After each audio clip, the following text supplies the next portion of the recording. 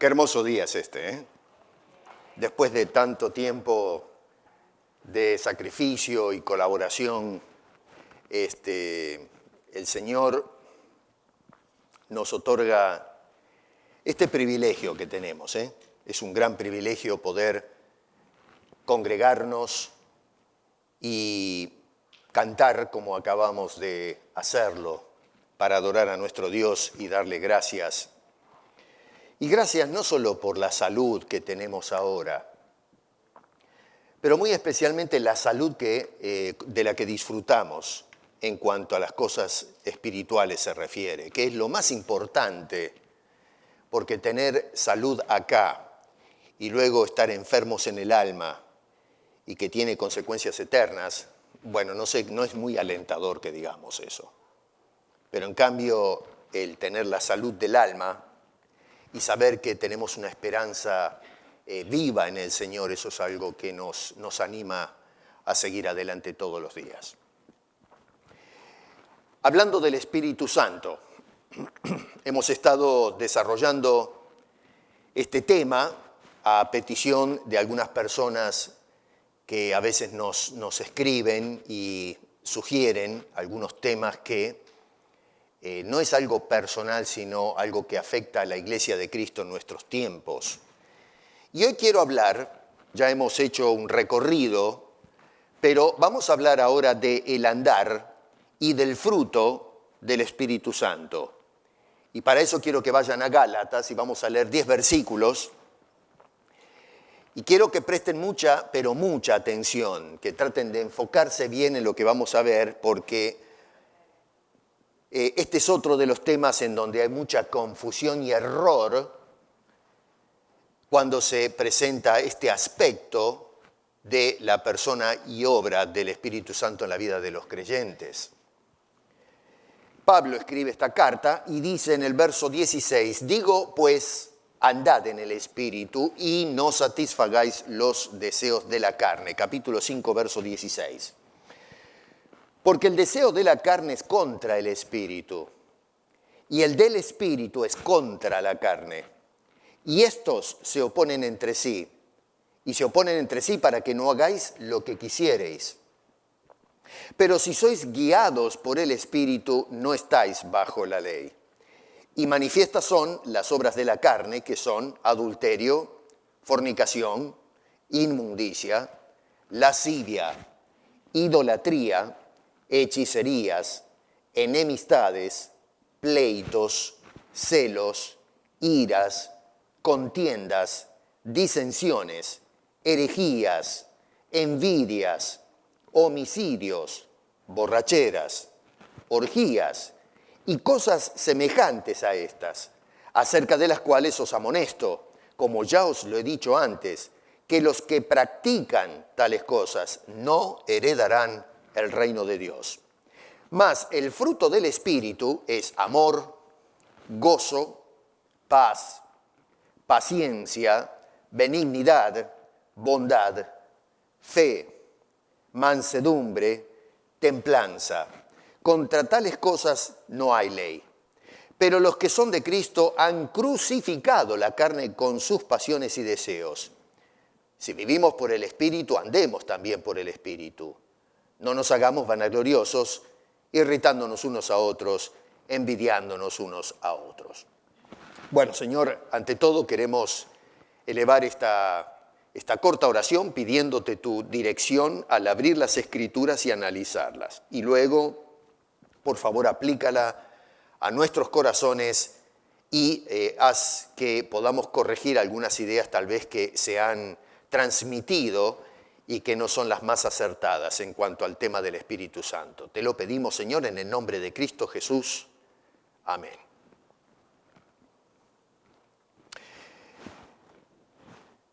Estaba leyendo a un comentarista,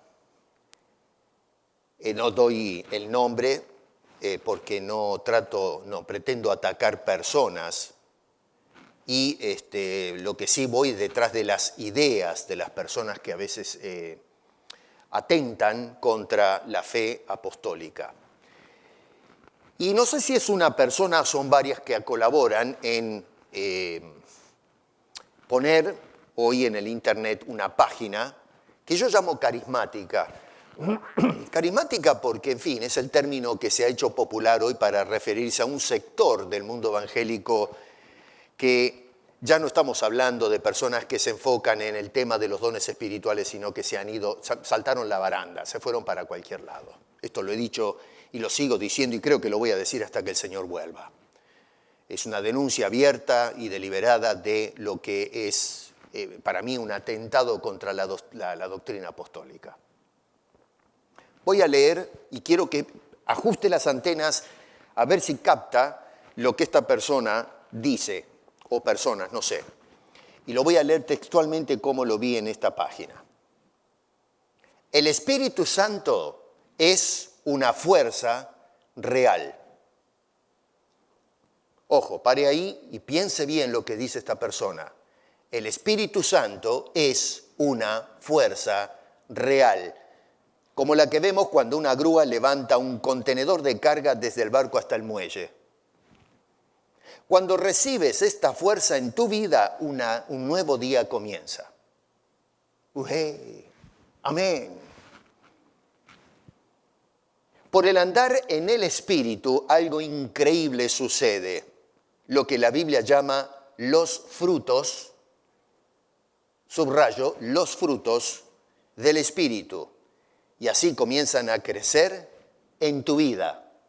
Gálatas capítulo 5, verso 22. ¿Prestó atención? Espero que sí. No solamente esta persona está convencida de esto, que es un verdadero disparate, sino que lo que más me duele es la cantidad de gente que sigue y aplaude y elogia lo que este caballero o esta organización, no sé, dice. No hay un estudio, no hay una reflexión seria de lo que se está diciendo y las consecuencias terribles que tiene para la vida y el desarrollo de un cristiano cuando no solamente se dice, pero se aceptan estos como una verdad bíblica. Déjeme subrayar algunos de los errores gravísimos y teológicos que hay en esa sola declaración. Lo primero que yo identifico es que esta persona y los que lo aplauden identifican al Espíritu Santo como una fuerza en tu vida. La gente se entusiasma, sí, yo tengo al Espíritu Santo que me da la fuerza. Es la energía de Dios que corre por mis venas. Con la fuerza y el poder del Espíritu Santo puedo derribar enemigos, salir adelante, triunfar en la vida. La fuerza de Dios corre por mis venas. Siento el poder del Espíritu Santo entrando en el santuario en este momento, cayendo sobre todos nosotros, nos hace temblar, gritar, saltar. La fuerza del Espíritu Santo penetra nuestras vidas. A la gente le encanta escuchar eso. Aplauden eso. Dicen amén a eso. Ya hemos visto en la serie que estoy desarrollando lo que Jesucristo dice del Espíritu Santo, no lo que digo yo o lo que dicen algunos pensadores. Jesús, el Hijo de Dios, Juan capítulo 14 al 16, tenemos el último sermón de despedida de Jesús y los remito otra vez al principio de la serie porque toqué este tema.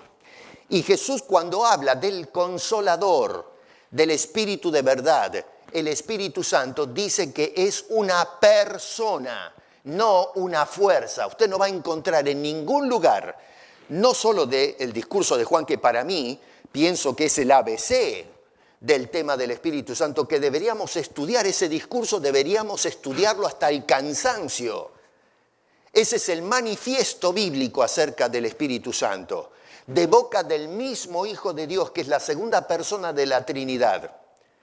Y Él es el que dice, Jesús, no estos señores, estos charlatanes, Jesús dice que el Espíritu de Dios es una persona, no una fuerza.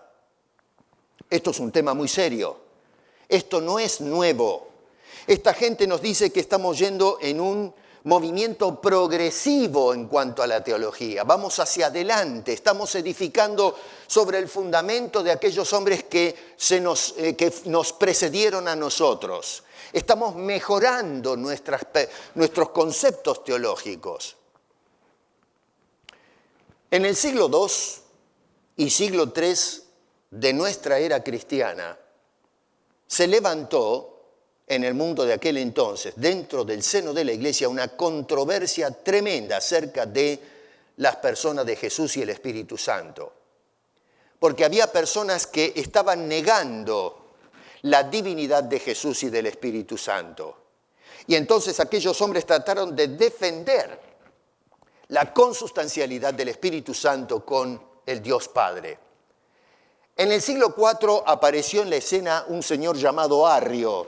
No me voy a desplazar ahora en esto, pero interpretó más o menos este señor al Espíritu Santo como una fuerza de Dios utilizada para llevar a cabo sus propósitos. Los llamados padres capadocios fueron los que se levantaron a luchar contra esta herejía y llamándose entonces al primer concilio de Constantinopla en el siglo IV, se declaró esta doctrina que atenta contra la naturaleza del Espíritu Santo, una herejía, en el año 381. ¿Por qué le cito esto? Porque en realidad no estamos avanzando en la teología del Espíritu Santo, sino que lo que estamos haciendo es retrocediendo. Es mentira que estas personas nos están llevando hacia adelante a una mejor comprensión del Espíritu Santo. Lo que estamos haciendo es degradando la naturaleza del Espíritu de Dios.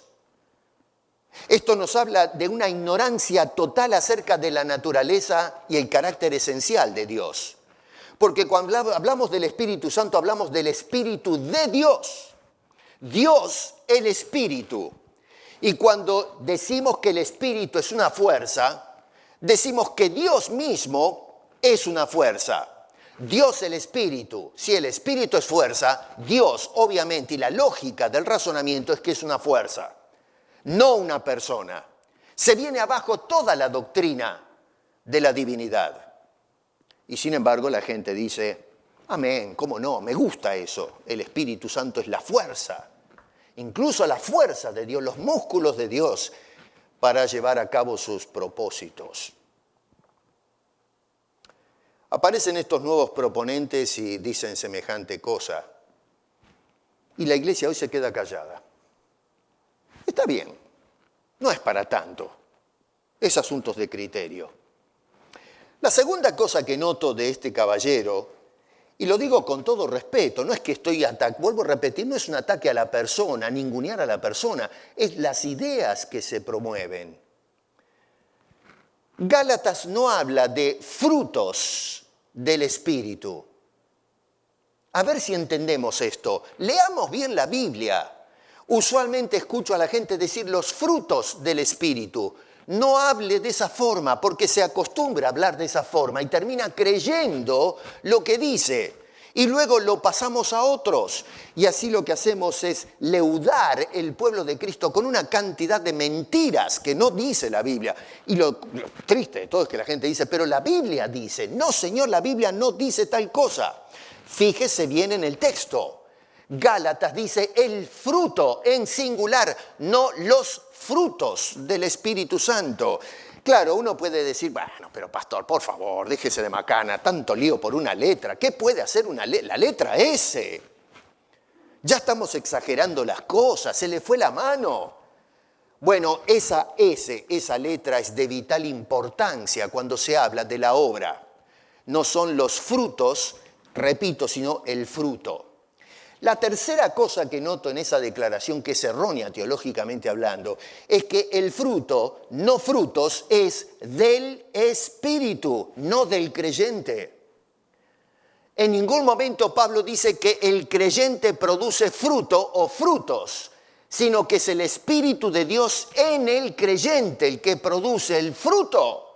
Es muy distinto esto, porque en lugar de darle la gloria al hombre que produce, le damos la gloria y la honra al Dios, el Espíritu que produce en el creyente la obra de Dios en su vida.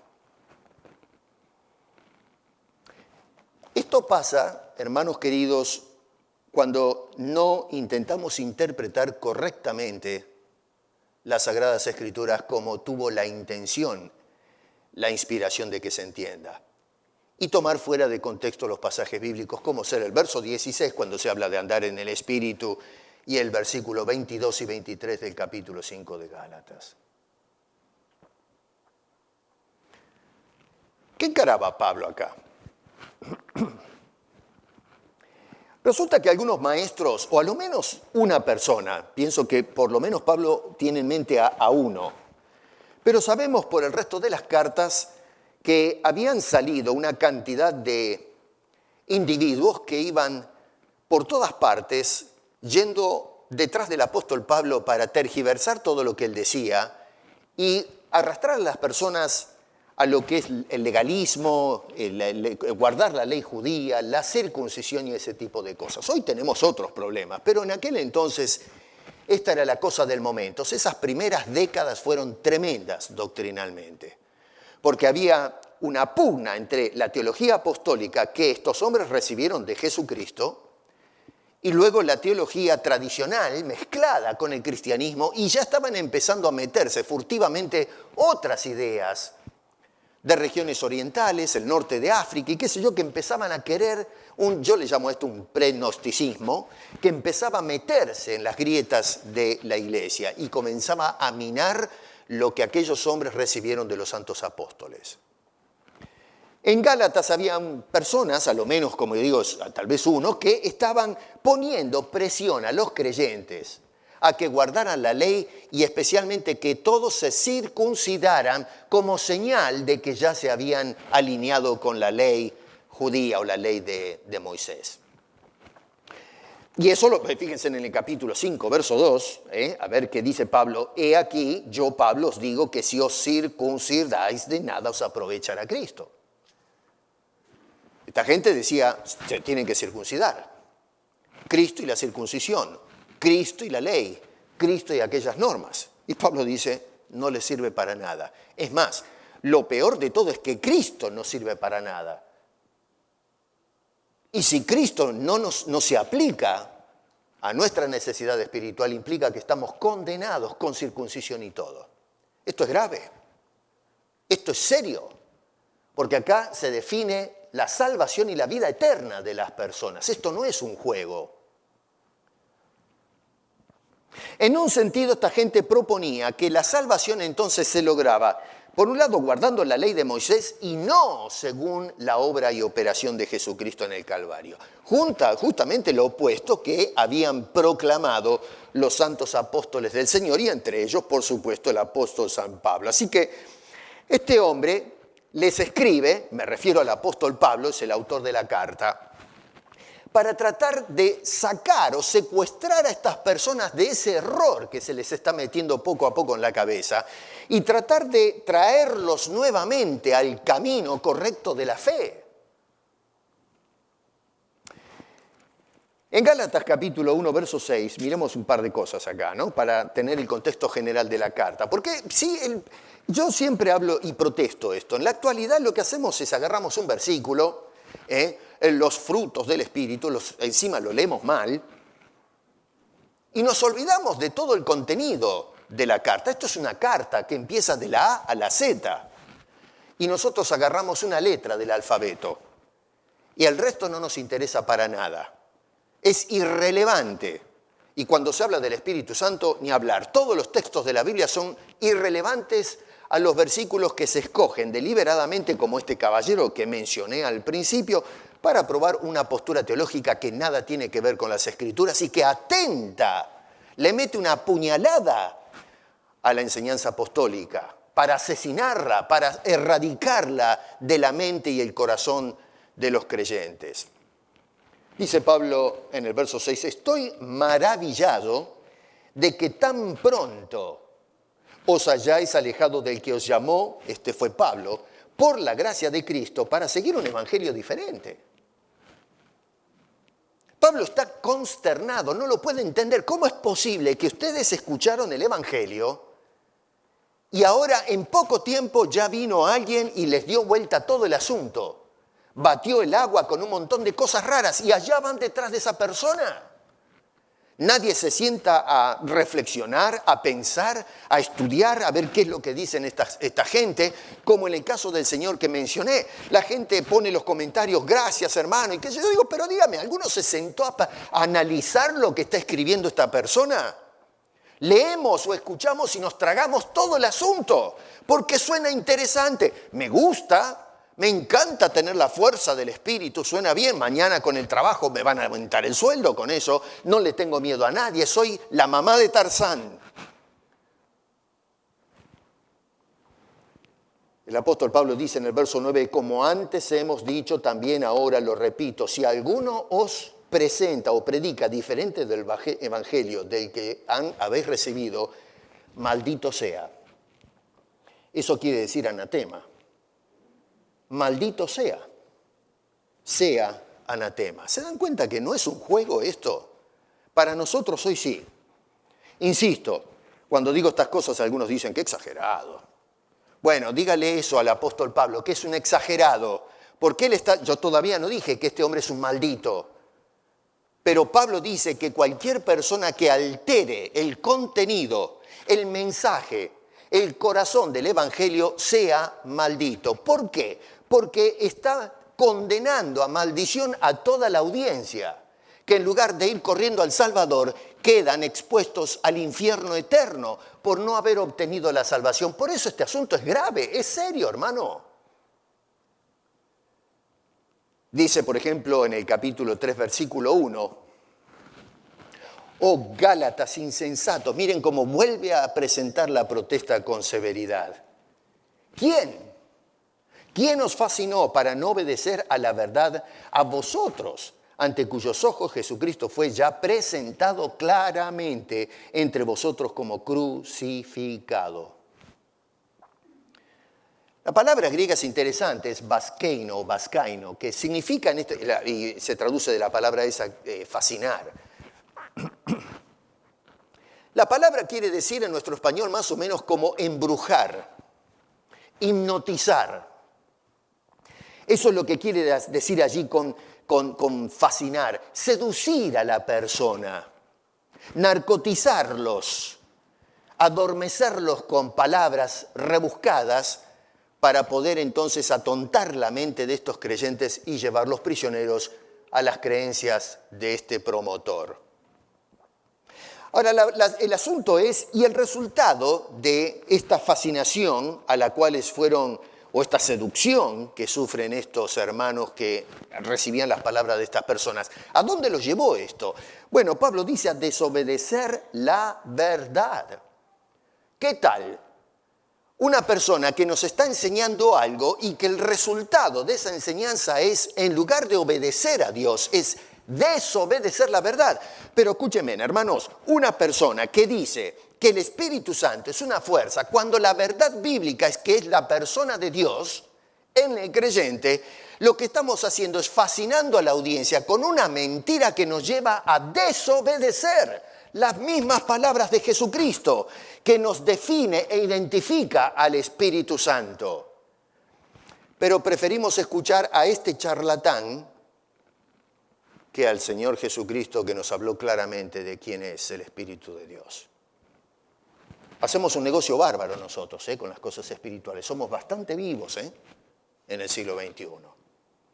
El verso 2 dice Pablo, esto solo quiero saber de vosotros. ¿Recibisteis el Espíritu Santo por las obras de la ley o por el oír con fe? Y esto es importante lo que dice en el verso 2, porque certifica que los creyentes han recibido ya el Espíritu Santo. Acá, el otro día estábamos hablando de esta tendencia de que tenemos que orar los cristianos. Porque yo entiendo que una persona ore y le pida a Dios la salvación y que lo llene con el Espíritu Santo, venga a morar el Espíritu Santo, qué sé yo. Pero que un creyente doble las rodillas y se le diga que tiene que pedir el Espíritu Santo, va a contramano de lo que dice o lo que cree Pablo. Dice, ustedes ya lo tienen. ¿En qué lugar vemos que Pablo, y no solamente en Gálatas, pero ya lo hemos visto en la semana anterior, en cualquier pasaje de la Biblia, ¿dónde encontramos nosotros a un personaje que diga, oren para pedirle a Dios que mande el Espíritu Santo? O si lo tenemos por la mitad, porque no estamos completamente llenos, Dios, por favor, que la Biblia nos diga que debemos pedir la otra mitad que falta del Espíritu Santo en nuestras vidas. Pero eso es lo que la gente hace hoy.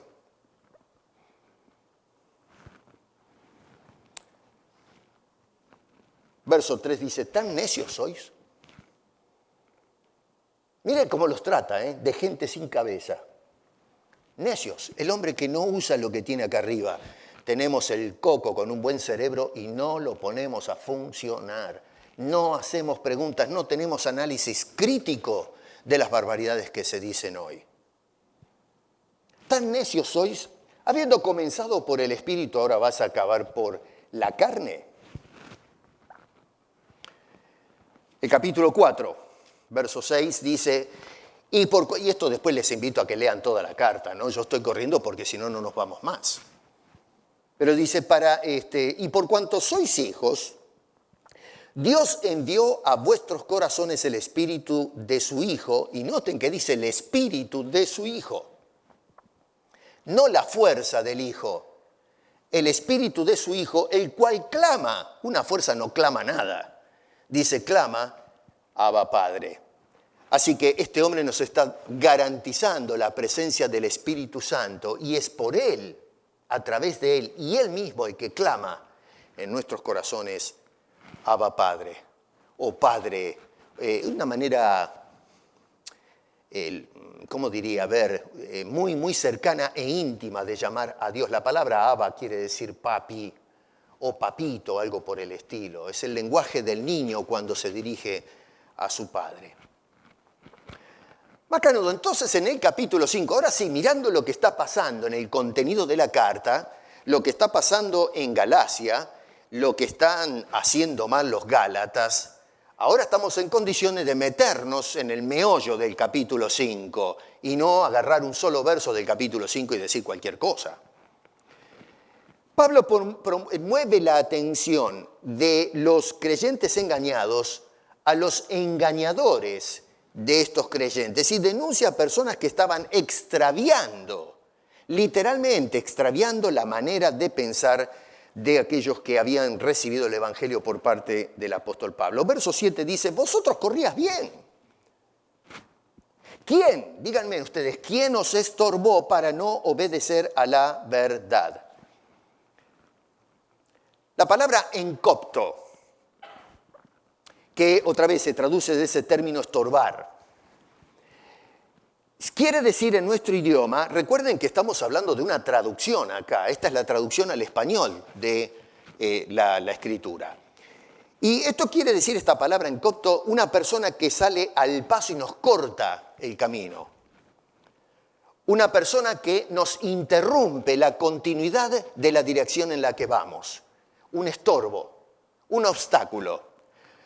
Hagan de cuenta, por ejemplo, que ustedes están caminando por una vereda, viniendo a la iglesia, un suponer, doblan la esquina, vienen acá por esta calle, Denison, y cuando llegan al cuarto camino, sale alguien y se les para adelante y dice, para ahí, no sigas. ¿Por qué no? Porque el camino ese que te lleva hacia la dirección esa que estás buscando es incorrecto, vas al lugar equivocado. En este caso no estamos usando el ejemplo, no es el camino a Denison de lo que habla Pablo, sino el camino del Salvador, el camino de la cruz, el camino de Cristo que es el que salva. Y salían entonces estas personas y se les paraban adelante, decían, no sigas más. Este camino que te trazó Pablo es incorrecto, tienes que ir para allá.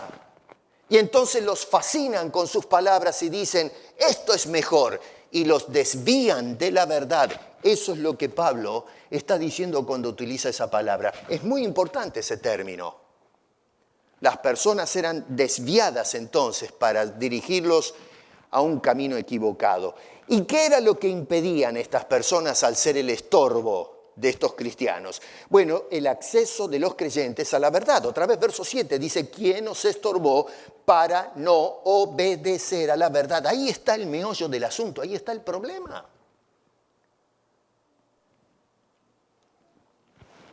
Jesús nos dijo a nosotros en ese último sermón del que hablé ya en otra ocasión, nos dice que el Consolador, el Espíritu de verdad, el Espíritu Santo, nos sería enviado a nosotros justamente para dirigirnos o guiarnos a toda verdad. Pero resulta que estos que se interponen y bloquean nuestro camino en dirección a toda verdad, lo que hacen es dirigirnos al error, a la mentira, al fraude doctrinal, una falsa teología, como la que plantea este caballero que mencioné. Proverbios, capítulo 14, verso 12, dice, hay caminos que al hombre le parecen derecho, le parecen, pero el fin de ese camino es camino de muerte. Esto no es un juego, esto es serio. ¿Cómo llegaron a este punto de semejante desobediencia a la verdad estos hombres? Bueno, el verso 8 dice, esta persuasión no procede de aquel que os llama. Otra palabra interesante acá, peismoné, que quiere decir una persona que razona, que utiliza los argumentos bien elaborados justamente para lograr un resultado definido. Llevar a estas personas al error por medio de razonamientos e ideas que convence a la gente. Nos lleva otra vez atrás cuando dice que estos embrujan o seducen a las personas. La iglesia contemporánea está atravesando por una crisis tremenda. Porque así como este problema doctrinal que estaban encarando los creyentes, Pablo consideró que era grave, hoy los problemas doctrinales que estamos encarando en la iglesia evangélica son graves, son gravísimos. No podemos quedarnos quietos. Esto atenta con nuestras convicciones y especialmente en lo tocante a la doctrina del Espíritu Santo, que es un tema muy álgido en el pensamiento cristiano de hoy.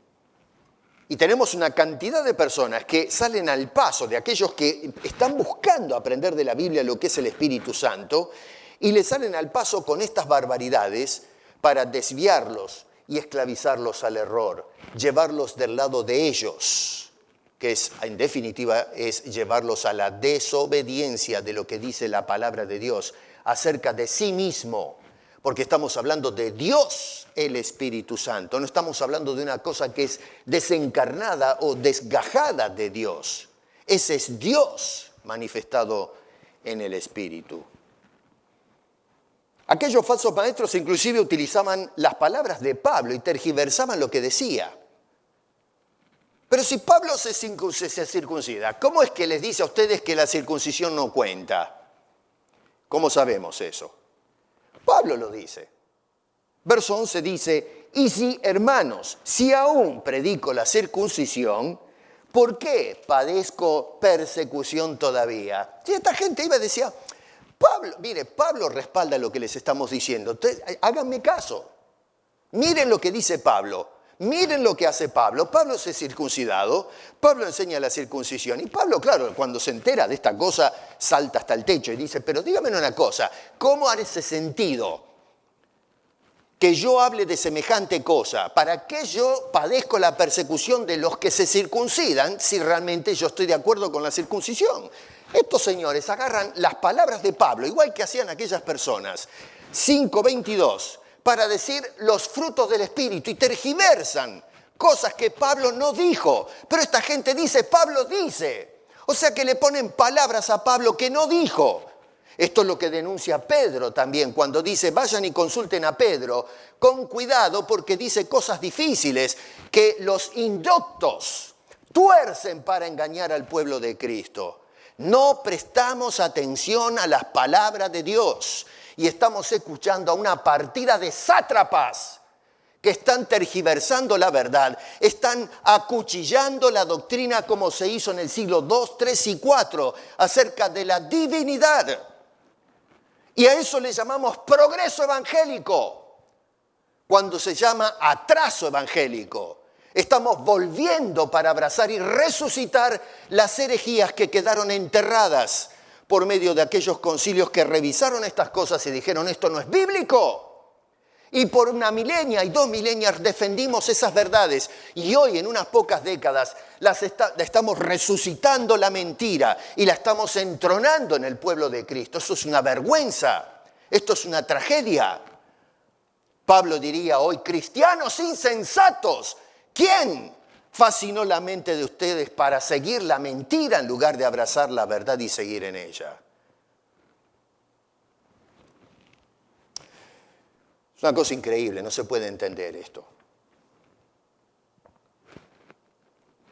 Pablo advierte del peligro del error, por más insignificante que sea.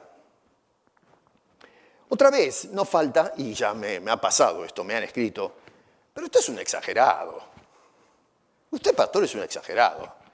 Y a veces no me dicen pastor, me dicen otras barbaridades. Una S. ¿Qué tanto lío? ¿Por una S hace tanto lío, tanto escándalo?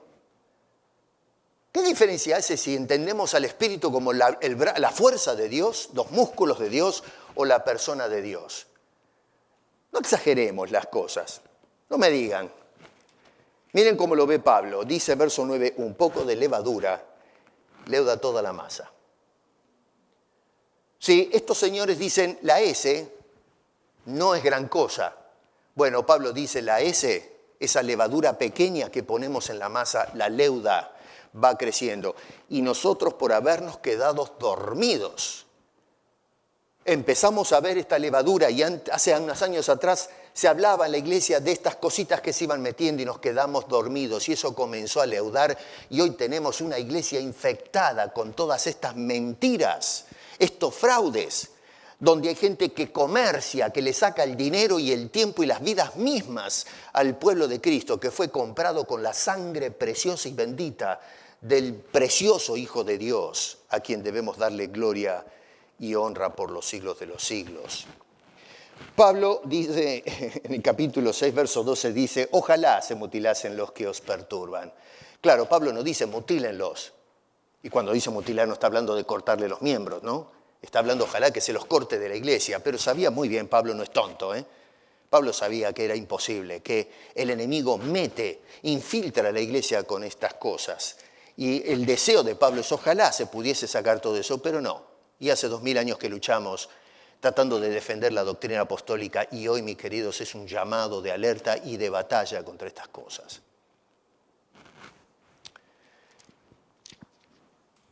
Ahora mi pregunta es, ¿y qué espera Pablo de los creyentes de hoy?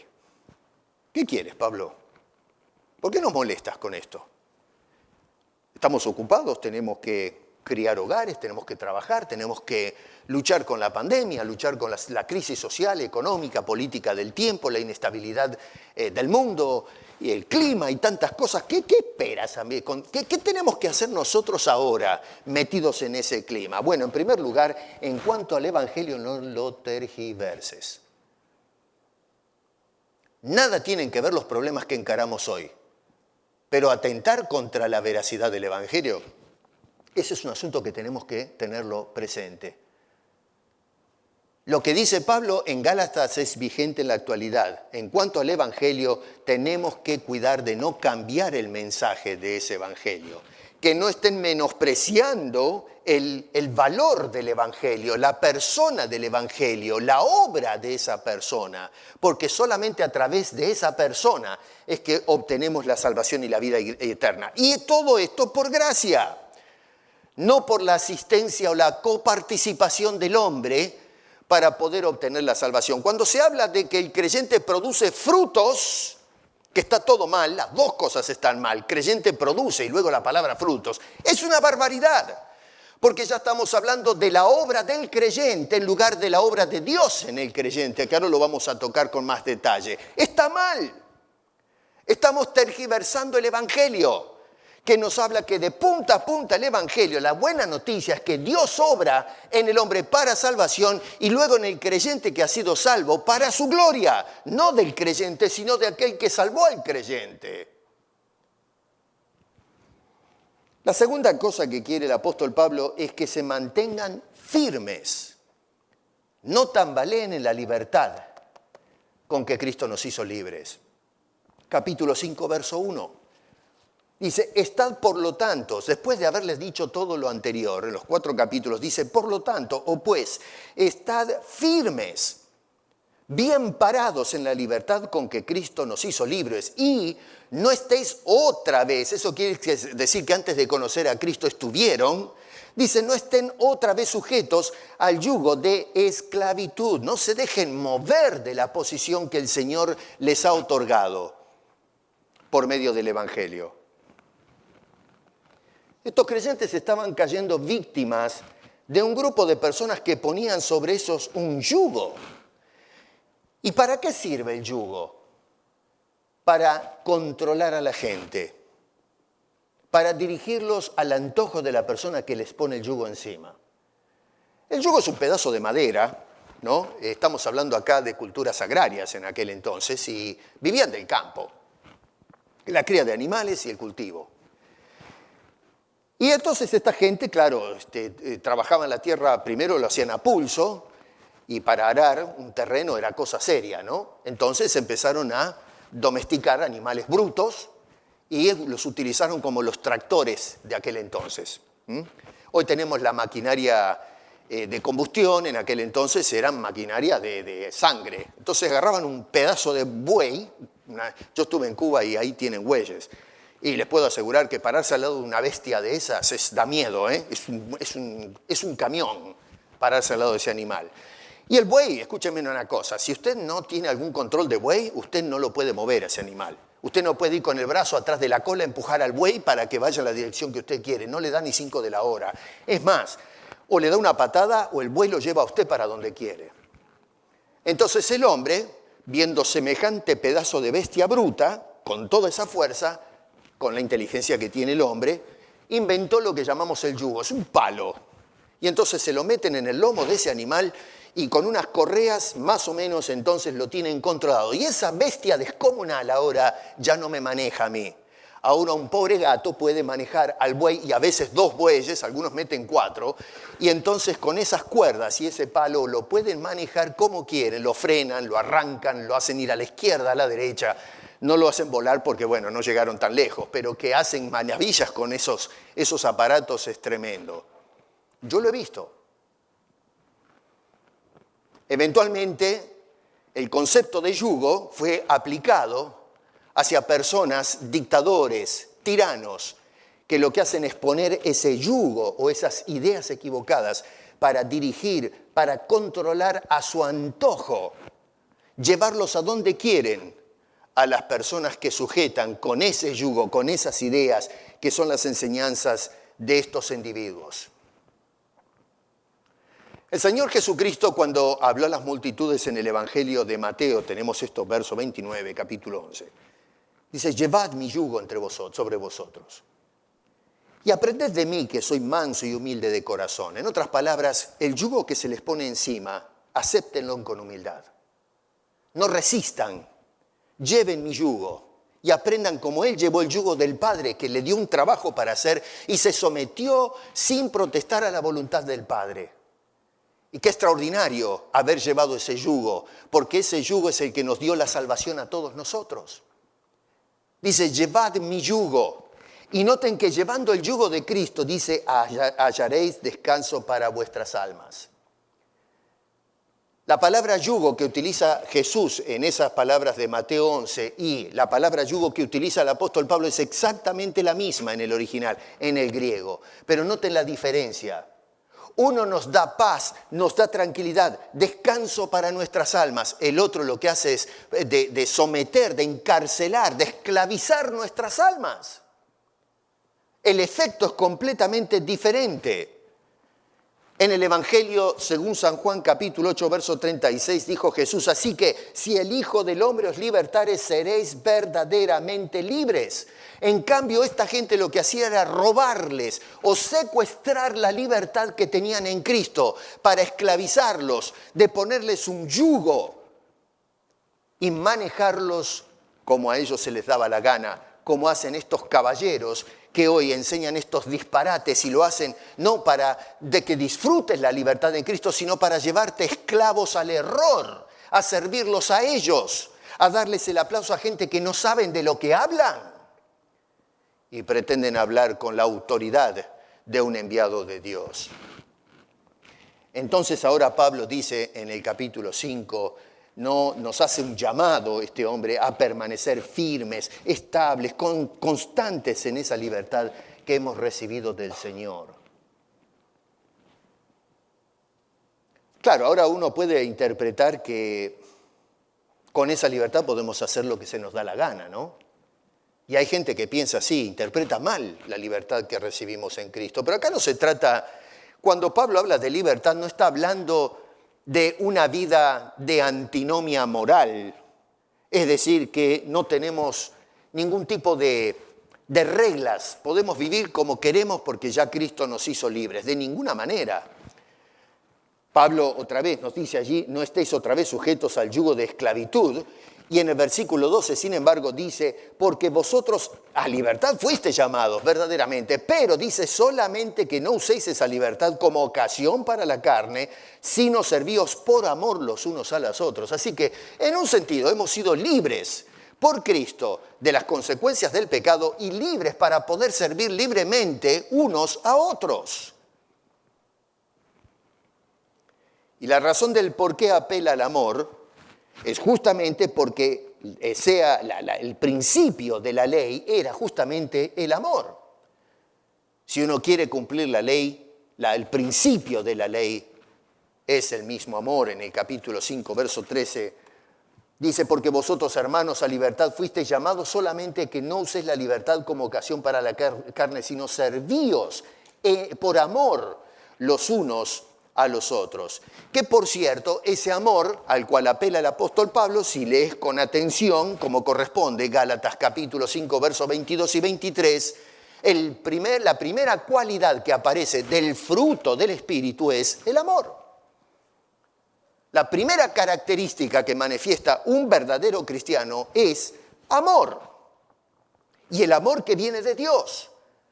No el amor que experimentamos nosotros, es un amor distinto, un amor sobrenatural. Por eso es que Jesús, decía que si tu enemigo, los judíos decían al enemigo hay que odiarlo, ¿no? Y Jesús decía, no, yo les digo a ustedes, ama a tu enemigo. Miren, ¿saben una cosa? A veces yo estoy siguiendo el conflicto en el Medio Oriente hace mucho ya, ¿no? Estoy leyendo un libro ahora muy interesante de un palestino, mal dicho, pero bueno, palestino, vamos a decir, ese es el término que se usa ahora. Y este señor se convirtió al Evangelio, es un ex miembro de Hamás, uno de los grupos terroristas que han hecho desastres en el Medio Oriente. Este señor se convirtió, escribió toda su saga, y este hombre vio en Jesús la diferencia con las enseñanzas de su antigua religión. Y una de las cosas que vio es el amor al enemigo. Y ahí es como empezó a aprender a amar a los israelíes. Le costó, pero siguiendo el modelo de Jesús. Él decía, Jesús me enseña algo que con razón. A ver, él decía, si los palestinos y los israelíes escucharan y atendieran las enseñanzas de Jesús, se termina el conflicto. Nos encontramos todos en Jerusalén, de un lado o del otro del muro, y estarían todos abrazándose diciendo, te amo, vecino mío. Pero no, qué amo ni qué 8 cuartos. Se tiran balas, se tiran piedras, se vuelan por el aire, y un conflicto que es de nunca acabar. Jesús dijo, ama a tu enemigo. Bueno, ese amor es un amor sobrenatural. Por eso es que el fruto del Espíritu produce su cualidad. Una de sus cualidades es el amor que viene de Dios a través del Espíritu y que nosotros en una condición natural jamás de los jamases podemos experimentar. Y que nadie me venga con que no es cierto, porque tenemos 6.000 años de historia luchando, matándonos, gastando fortunas incontables en preparar armamento bélico para reventarnos los hombres unos a los otros. 6.000 años de historia. No conocemos una generación que haya vivido en paz en este mundo. Siempre se levanta en algún rincón una dictadura, el crimen organizado, el crimen político, el crimen diplomático, las potencias militares. En algún lugar encontramos a alguien que levanta la mano contra su prójimo. El hombre sin la asistencia de Dios no puede amar a su vecino porque no está en su naturaleza, porque es un hombre caído, podrido, pecador. Y lo único que hace es seguir los deseos de su carne. Por eso necesita Dios el Espíritu para que Dios produzca en él. No el hombre producir, sino Dios producir en él. Lo que para el hombre es un imposible por naturaleza. Bueno, ¿cómo se tiene que conducir el cristiano para lograr el estándar que demanda el apóstol Pablo por inspiración? Pablo nos advierte que no debemos usar la libertad como ocasión para la carne. Por lo tanto, entonces en el verso 16 nos da una orden, está en voz imperante el original, y nos dice, andad en el Espíritu. No dice andad con el Espíritu, sino andad en el Espíritu. Esto nos lleva otra vez a la exposición que hablé acerca del bautismo de Juan el Bautista, cuando este hombre en el Jordán dijo, viene uno después de mí, etcétera, y él os bautizará no con, como usualmente sabemos, o usamos, y algunas traducciones lo han puesto de esa manera y está mal, y lo expliqué en su momento como dice el original, sino os bautizará en el Espíritu.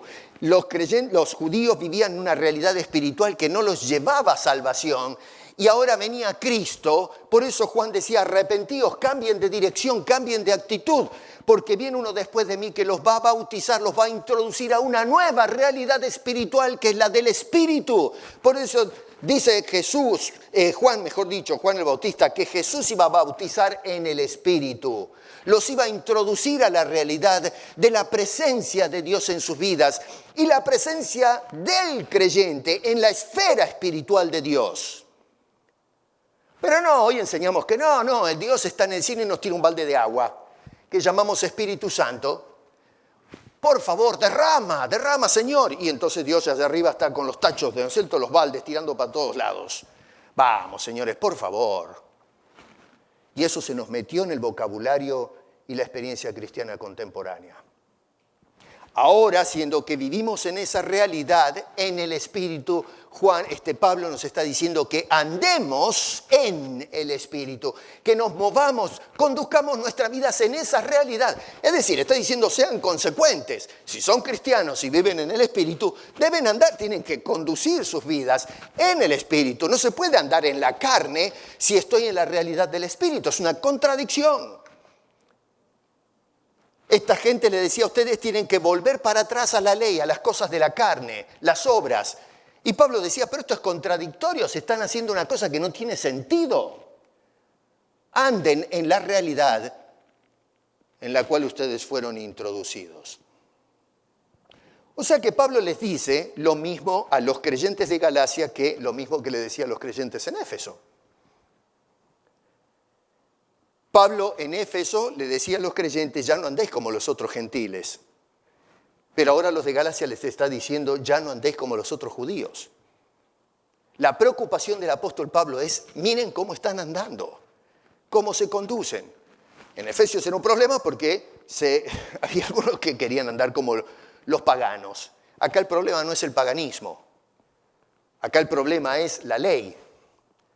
Pero el tema es en dónde ando. Y acá entonces nos damos cuenta que tanto en Efesios como en Gálatas, La preocupación de Pablo es, miren cómo se conducen. No interesa si es paganismo o si es el legalismo, el asunto es, miren cómo están dando los pasos en la vida cristiana. Cuando hacemos eso, entonces, ese espíritu que nos ha sido dado va a producir fruto. No frutos, sino fruto. Es decir, va a producir un resultado en la vida de cada creyente.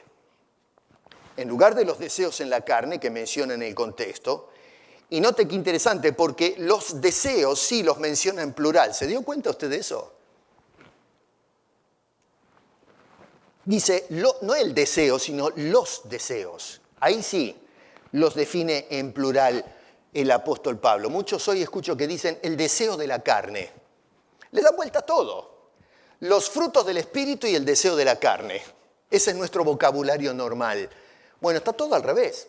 Pablo dice los deseos de la carne y el fruto en singular del espíritu. Así que noten entonces que ese es un detalle, ¿no? Que los deseos están en plural. La otra cosa que me llama la atención es que los deseos parten de nosotros. Nosotros los producimos. Naturaleza caída del hombre. El fruto lo produce el espíritu. Los deseos nosotros, el fruto lo produce el espíritu. Y entonces dice este hombre que el espíritu produce las características o virtudes propias del espíritu. Noten que no somos otra vez nosotros los que producimos el fruto, sino que es el espíritu el que produce el fruto. Es el fruto del espíritu en nosotros. Y luego agrega cuáles son las características de esa realidad, de ese fruto, ese resultado de Dios en nosotros. Y lo tenemos en los versos 22 y 23, que es amor, gozo, paz, paciencia, benignidad, bondad, fe, mansedumbre y templanza, dice este hombre en esos versos. Estas cosas entonces no las producimos nosotros. Estas cosas las produce Dios en nosotros. Lo mismo que decía Pablo en Filipenses. Dios es el que produce el querer y el hacer. El que comenzó en nosotros la obra. Sigue con la obra hasta llevarla a su punto final. Dios. No tú, no yo, Dios. Y a Él la gloria. Y solamente para Él esa gloria. Por eso el apóstol Pablo dice en el verso 25, si vivimos por o como consecuencia del Espíritu, o si vivimos por el Espíritu, entonces lo lógico es andemos también por el Espíritu. Noten la dinámica. Si vivimos por, andemos por. Esa es la combinación gramatical que usa este hombre, la fórmula. Otra vez, si vivimos por, andemos por. Es decir, seamos consecuentes, mi querido. Si realmente decimos que soy una persona que tengo el Espíritu de Dios, bueno, tenemos que mostrar en nuestra conducta que eso es cierto. Porque de lo contrario somos hipócritas, es una mentira. La persona que dice, yo tengo el Espíritu, oró por el Espíritu, fue llenado del Espíritu, fue bautizado con el Espíritu, y qué sé yo cuántas cosas más que hablan del Espíritu. Pero dice que habla una sarta de mentiras. Tergiversa la palabra de Dios y luego la conducta no condice lo que se habla o que hablan las Escrituras. Esa persona no tiene el Espíritu de Dios porque no está siendo guiado a la verdad. Y si se está guiando a la mentira, no podemos decir que el Espíritu me guió a ese error. No, Señor, jamás, de los jamases. El error es hostigado por el demonio y sus secuaces, jamás por el Espíritu de Dios. Es blasfemo llegar a una conclusión semejante de pretender que el Espíritu me llevó a este error teológico. No, Señor, te fuiste solo porque alguien te salió al paso, te incitó la mente y el corazón y seguiste detrás de ese error. Y es por eso que nos encontramos en esa condición lamentable en la iglesia contemporánea, como este caballero que mencioné al principio. Hoy le enseñan a la gente que la manifestación que tenemos que tener del Espíritu es hablar en lenguas. Me lo han dicho a mí, ¿eh? ¿Usted habla en lenguas? Hace muchos años.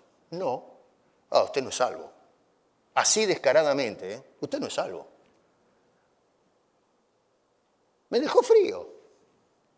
Bueno, siendo que usted puede leer los corazones de la gente mejor que cualquier otro. ¿Qué les puedo decir? Y colgué. Era por teléfono. Si yo no hablo en lenguas, no soy salvo. Ahora, digo yo una cosa. ¿Dónde incluye Pablo acá el hablar en lenguas como fruto del Espíritu? A ver, yo desafío a cualquier persona acá en la cámara que me diga, que me muestre un pasaje bíblico en donde se dice que el fruto del Espíritu, la manifestación, la evidencia de que tengo el Espíritu es hablar en lengua. No hay un solo versículo bíblico. Y desafío a cualquiera que me abra la Escritura y me diga, acá está. No hay un solo pasaje, y miren que Pablo acá está otra vez haciendo una lista, y dice, el fruto del Espíritu no es hablar en lengua, no aparece ni siquiera, porque, a ver, si lo pusiese en algún lugar, pero ni siquiera aparece. Pero ¿por qué tengo que creerle a un desfachatado, mentiroso, que usa a Pablo de cualquier manera y me dice, no, si usted no tiene el Espíritu Santo, no habla en lenguas, no tiene el Espíritu Santo? ¿Con qué cara me puede decir una cosa así? Con una cara de mármol. Es un disparate total, pero a eso le decimos, a ese disparate la gente le dice amén. Colosenses capítulo 3, verso 12, dice, pues vestidos como escogidos de Dios, santos y amados, de entrañable misericordia, de benignidad, de humildad, de mansedumbre, de paciencia.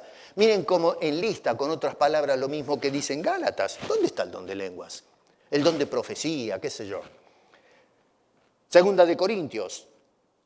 Antes bien nos recomendamos en pureza, en ciencia, en longanimidad, en bondad, en el Espíritu Santo, en amor sincero, en palabra de verdad, en poder de Dios, con armas de justicia, a diestra y a siniestra. ¿Dónde está el don de lengua? ¿Me pueden explicar dónde está el hablar en profecías y cosas por el estilo? No aparece ni por casualidad, es Pablo el que está hablando. Estoy leyendo pasajes bíblicos concretos. Por supuesto que aparecen por ahí, lógico, los que salen al paso, como dice Pablo acá en Gálatas, y que nos apartan la vista de esas declaraciones que acabo de leer y nos dirigen, clásico es esto, 1 de Corintios capítulo 12, donde se habla de los dones espirituales. Ustedes van a encontrar que todos le dicen, pero miren, me han escrito tanto, ¿y qué tiene que decir de 1 de Corintios capítulo 12? Y 14 también, ¿no? Pero el 13 lo pasan de largo, no le dan ni 5 de la hora, que es el eje de los capítulos 2 y 14. Pero como hoy no nos interesa eso, no, agarran el 12 y parte del 12, y el 14, y mal leído el 14 también, porque Pablo en ningún momento dice hablen en lengua, está diciendo no hablen en lenguas. No, ¿cómo no? Pablo enseña que hay que hablar en lengua, está diciendo no prohíbo que hablen en lenguas, terminen con ese circo en la iglesia. Bueno, 1 de Corintios capítulo 12, tenemos la lista que hace Pablo donde lista los dones espirituales y aparece por ahí, ¿no es cierto?, el Espíritu Santo. Bueno, pero Pablo está enlistando los dones, no el fruto, pedazo de zapallo. A ver cómo le hago entender a estos tarugos que defienden una cosa por otra. Pablo en capítulo 12 de 1 de Corintios está hablando de los dones que son para servir en la iglesia. El fruto del Espíritu son las cualidades que Dios produce en el creyente para conducirnos en la vida cristiana. Hacemos una mezcolanza, una ensalada rusa con las Escrituras. Y los muy descarados vienen y dicen, no, pero 1 de Corintios 12, ahí está, ¿usted cómo habla? ¿No está el don de lenguas ahí? Vamos, pero señores, váyase a Romanos, donde Pablo también enlista los diferentes dones. Y usted va a encontrar que, siendo que, a ver, algunos dicen, la salvación se certifica si usted habla en lengua. Y resulta que Pablo lo pone a lo último de toda la lista de los dones en Romanos. Yo digo una cosa, pero o Pablo está loco, no sé qué se fumaba cuando escribía, pero ¿cómo va a pasar de largo que el don más importante que certifica que soy salvo, Pablo lo pone al final, en un solo pasaje de la Biblia? Pero no, sale al paso, al encuentro, como en Gálatas, estos señores que dicen, no vaya para allá, ese camino está equivocado, el camino de la verdad. Aquel es el camino. Pablo dice, como decían en Galacia, Pablo dice, no señor. Pablo no dice. Tengo que terminar. Déjenme darles un consejo para terminar.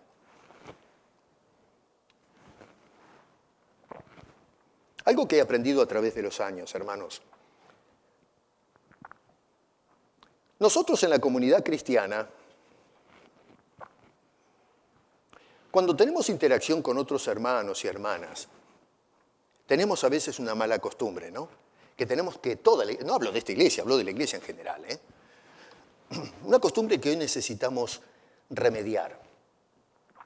Y la costumbre es de enfocarnos más en los defectos de la gente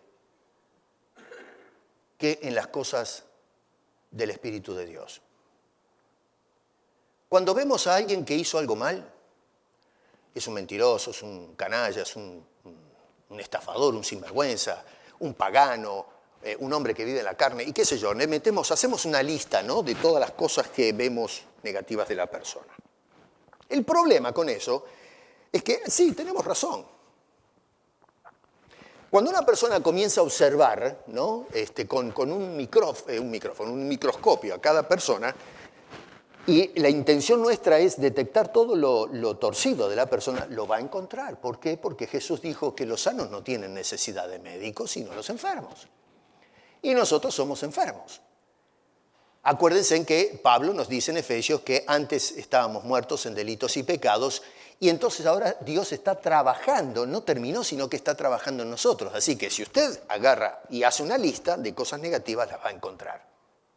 Les aseguro que si usted, y a lo mejor algunos lo han hecho ya, que si ustedes se sientan con papel y lápiz y dicen, el pastor tiene un montón de cosas negativas, habla mucho, qué sé yo, y empiezan a meterle la lista, pero que no, a mí no me cabe, yo me conozco mis defectos, Dios está trabajando en mi vida, a veces mi querida esposa me los marca con sabiduría, pero me dice, esto hay que trabajar acá, esto está mal, esto es un defecto, y qué sé yo.